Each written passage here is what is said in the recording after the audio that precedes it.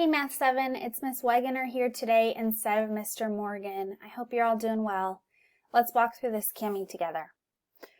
So for each story problem below, today we worked with story problems. Part A is to determine whether it's proportional or non-proportional. Part B is to explain how you know. And Part C is to write the constant of proportionality, if you can, if it's proportional. So for number 1, I'll stick with green.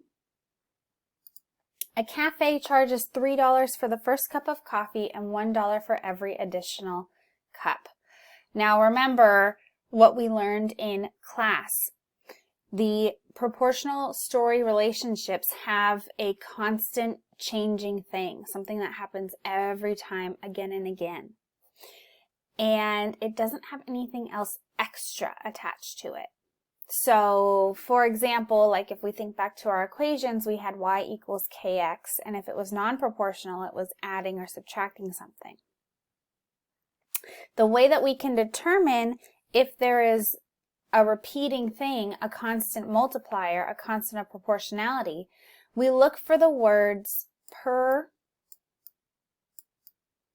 or maybe each. I should have typed these, oh well. Or maybe every.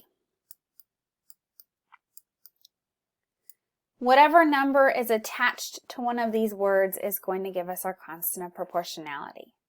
If there's like an and, or if there's a flat fee that you have to pay, an initial fee that you have to pay, plus however much per something, then that gets into the non-proportional land. So, a cafe charges $3 for the first cup of coffee and $1 for every additional cup.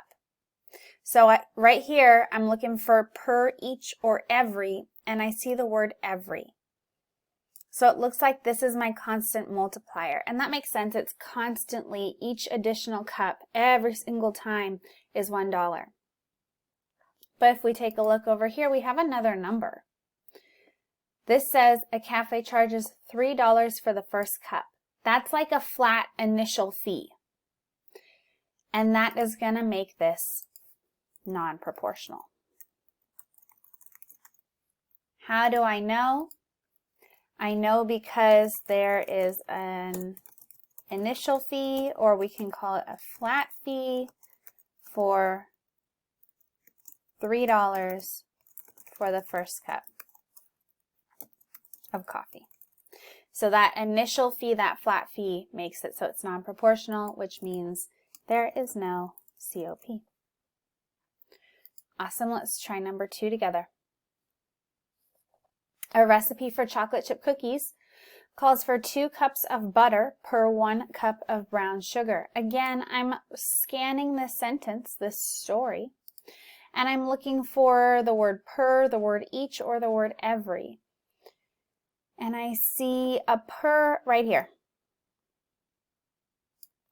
So we have 2 cups of butter per 1 cup of brown sugar.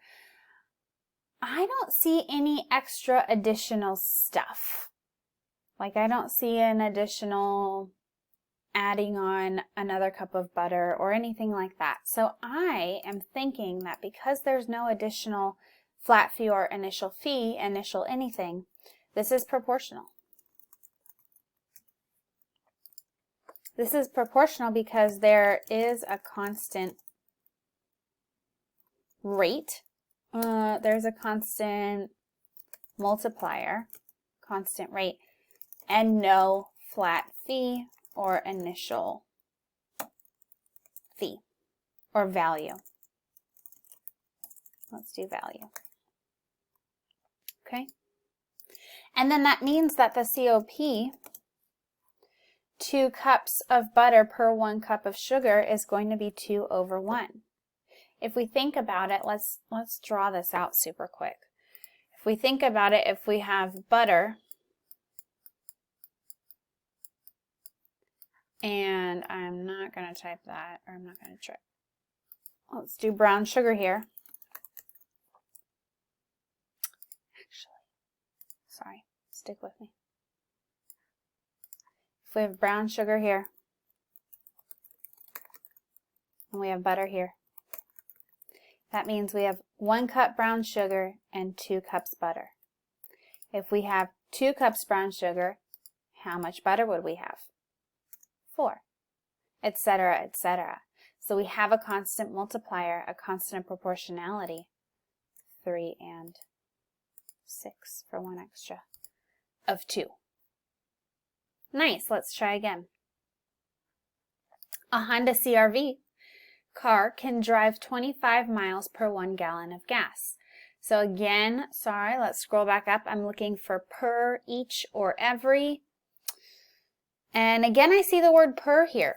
Ooh, I would like green. I see the word per. So it's looking like this might be proportional. Let me just double check. Do I see any flat rates, initial fees, initial values? No, it's just 25 miles per 1 gallon. So this is proportional. How do I know? There is a constant multiplier.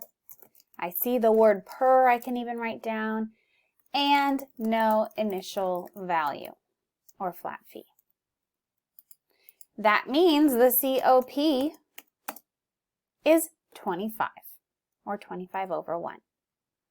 And again, we could make a table. We could see 1 gallon of gas, 25 miles, 2 gallons of gas, 50 miles, etc. Last one, a pack of gummy bears has 50 gummies in it. You start by eating 10 gummies, and then you eat 5 gummies per minute until they're gone. What do you think? Well, it says you start by eating 10 gummies, and then you eat 5 gummies per, I'm going to underline that per, 5 gummies per minute. That 10 gummies, that's an initial thing that happens once and then never again. 10 gummies are eaten and then they're done, and then it's repeatedly 5 gummies per 1 minute. So this, because there is an initial thing, initial value, this is going to be non-proportional. How do I know? There is an initial, we'll call it an initial value of 10 gummies before it starts with 5 gummies per minute. It does not like the word gummies. It's going to have to live with it. Gummy bears. This means there's no COP. Folks, I hope this helps. If anything, you've got your assignment done. I'll zoom out so we can see each problem. Give you one final glance at this. Otherwise, you're good to go. Great work. Thanks for watching. I'll talk to y'all soon.